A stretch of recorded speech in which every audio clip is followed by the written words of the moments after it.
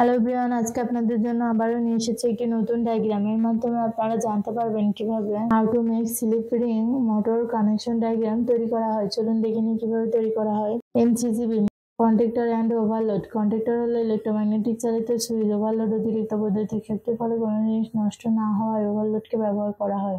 Motor conductor 1, conductor 2, conductor 3।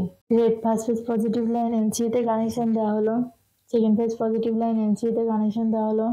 Third phase positive line এমসিতে connection দেওয়া হলো। First phase, second phase, third phase positive line MCB থেকে কন্ডাক্টরে connection দেওয়া হলো। কন্ডাক্টর থেকে মোটরে কানেকশন দেওয়া হলো। মোটর থেকে first phase, second phase, third phase positive line conductor 1 এ কানেকশন দেওয়া হলো। First phase, second phase, third phase positive line conductor 2 তে কানেকশন দেওয়া হলো। First phase, second phase, third phase positive line conductor 3 তে connection দেওয়া হলো। এই ডায়াগ্রামটি পুরোপুরি সম্পূর্ণ হয়েছে। এভাবে আপনারা আপনাদের বাসা বাড়ি অথবা কারখানাতে তৈরি করতে পারবেন। ভিডিওটি সাথে থাকার জন্য ধন্যবাদ। ভিডিওটি ভালো লাগলে লাইক ও সাবস্ক্রাইব করবেন।